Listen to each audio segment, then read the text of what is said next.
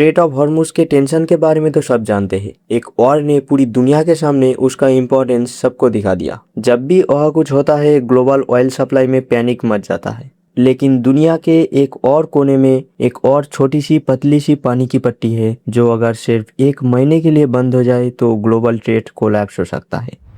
ये है Panama canal. दुनिया का 5% मैरीटाइम ट्रेड इस एक कैनाल से गुजरता है। अगर एक कैनाल ना होता तो एक शिप को अटलांटिक से पैसिफिक जाने के लिए पूरा साउथ अमेरिका का चक्कर लगाना पड़ता, जिस रास्ते में दुनिया का सबसे खतरनाक रफ सी केप हॉर्न का सामना करना पड़ता, जिसे मैरीटाइम ग्रेवियार्ड कहा जाता है। इस डिटोर का मतलब है 13,000 किलोमीटर का एक्स्ट्रा ट्रैवल, 2 से 3 महीने का डिले और अलग से फ्यूल का हेवी कॉस्ट तो है ही। पर इस शॉर्टकट को बनाना प्रैक्टिकली नामुमकिन था क्योंकि इस दोनों ओशियन के बीच एक ह्यूज माउंटेन रेंज थी। अब पहाड़ को पूरी तरह काट कर रास्ता बनाना तो इम्पॉसिबल था। तो इंजीनियर्स ने एक माइंड ब्लेंडिंग फिजिक्स ट्रिक लगाई। उन्होंने पहाड़ को नहीं काटा, उन्होंने पहाड़ के ऊपर पानी चढ़ा दिया और 1 लाख टन की शिप को उसके ऊपर तैरा कर क्रॉस करवा दिया। पर ये जादू रियलिटी में काम कैसे करता है?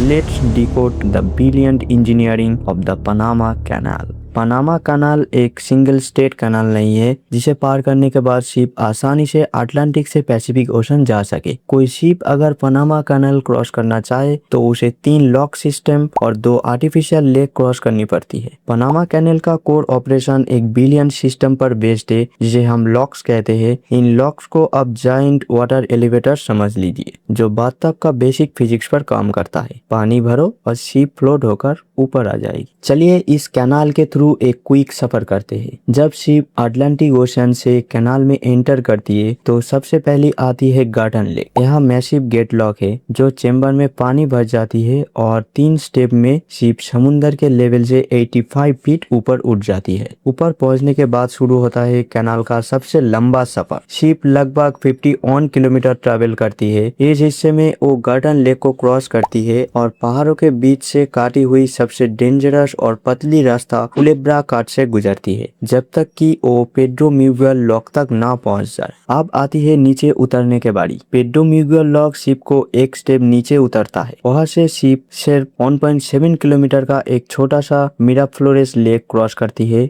और मिराफ्लोरेस लॉक पर पहुंचती है। यह आखिरी 2 लॉक स्टेप पानी का लेवल कम करके शिप को वापस सी लेवल पर उतर देती है। वहां से पैसिफिक ओशन का ओपन वाटर सिर्फ 13 किलोमीटर दूर होता है। अटलांटिक से पैसिफिक ये पूरा सफर जिसमें पहले महीनों लगता था अब लगभग 8 से 10 घंटे में पूरा हो जाता। अब आपके मन में एक सवाल आ सकता है, इन जाइंट चेम्बर्स में मिलियंस ऑफ लीटर पानी भरने और निकालने के लिए कितने मैसिव वाटर पंप्स और इलेक्ट्रिसिटी लगती होगी? इसका आंसर है 0। इस पूरी पानी को मूव करने के लिए एक भी वाटर पंप यूज नहीं होता। ये पूरा सिस्टम 100% ग्रेविटी पर चलता है। इंजीनियर्स का मास्टर स्ट्रोक ये था कि गार्डन लेक कैनाल के लॉक से ऊंचाई पर है। उन्होंने लॉक्स के बेस के नीचे अंडरग्राउंड टनल्स बनाया जिन्हें काल्वर्ट कहते हैं। ये टनल्स एक ट्रेन के साइज जितना बड़ी होती है। जब शिप लॉक में आती है तो ऑपरेटर बस एक जायंट वाल्व खोल देता है। ग्रेविटी की वजह से ऊंचाई पर मौजूद लेक का पानी उन अंडरग्राउंड पाइप से फोर्स के साथ नीचे आता है और लॉक चेम्बर को नीचे से ऊपर की तरह भरने लगती है। सिर्फ 8 मिनट के अंदर 26 मिलियन गैलन पानी भर जाता है बिना एक सिंगल वाट इलेक्ट्रिसिटी खर्च किए। ग्रेविटी ने शिप को ऊपर तो उठा दिया पर उसे इन लॉक्स के अंदर चलाना किसी नाइटमेयर से कम नहीं। पनामा कैनाल के लॉक्स लगभग 1000 फीट लंबे और 110 फीट चौड़ा होता है। जो जाइंट कार्गो शिप्स इनमें एग्जैक्टली फिट होने के लिए डिजाइन की जाती है उन्हें पैनामैक्स शिप कहती है। जब ऐसी 50,000 टन की शिप लॉक में घुसती है तो दीवार और शिप के बीच सिर्फ कुछ ही इंचेस लगभग 2 फीट का गैप बचता है। अगर शिप का अपने इंजन चालू रहे तो पानी के फोर्स और छोटी सी स्टीयरिंग मिस्टेक से शिप दीवार से टकराकर क्रैश हो सकता है। इसलिए लॉक्स के अंदर शिप का मेन इंजन बंद रखा जाता है। तो शिप आगे कैसे बढ़ता है? ये काम करता है लॉक की दीवार पर चलने वाली स्पेशल इलेक्ट्रिक लोकोमोटिव्स जिन्हें म्यूल कहा जाता है। 4 से 8 म्यूल थिक स्टिक केबल के जरिए शिप को बांध लेती है। ये म्यूल शिप को आगे की तरफ टो करती है, ब्रेक लगाती है और टेंशन मेंटेन करके शिप को बिल्कुल सेंटर में लॉक करके रखती है ताकि वो परफेक्टली शिप क्रॉस कर सके। आज एक रेगुलर कार्गो शिप को इस कैनाल से क्रॉस करने के लिए टोल टैक्स लगभग 1.5 लाख से 4 लाख डॉलर तक देना पड़ता है और मैसिव न्यू पैनामैक्स शिप्स के लिए ये टोल $1 मिलियन तक जाता है। फिर भी शिपिंग कंपनीज खुशी खुशी पे कर देती है क्योंकि केप हॉर्न के डिटोर लेने में जो फ्यूल और टाइम वेस्ट होता है उसकी कीमत इससे कहीं ज्यादा है। लेकिन इंजीनियरिंग का ये जादू आज एक क्रिटिकल खतरे में है, the fresh water paradox. Suez canal की तरह पनामा कैनाल समुद्र के खारे पानी पर नहीं बल्कि गार्डन लेक के मीठा पानी पर चलता है। ग्रेविटी टिक का सबसे बड़ा साइड इफेक्ट ये है कि हर बार जब लॉक की गेट खोलता है तो लगभग 50 मिलियन गैलन मीठा पानी हमेशा के लिए ओशियन में बह जाता है। आज क्लाइमेट चेंज और कम बारिश की वजह से गार्डन लेक का पानी लेवल ड्रॉप हो रहा है। अगर लेक सूख गया तो ग्रेविटी टिक कम नहीं करेगा और ग्लोबल ट्रेड लिटरली रुक जाएगा। 1914 में बनाया गया पनामा कैनाल इंसानी दिमाग, फिजिक्स और ग्रेविटी को मास्टर करने का एक ब्रिलियंट एग्जाम्पल है।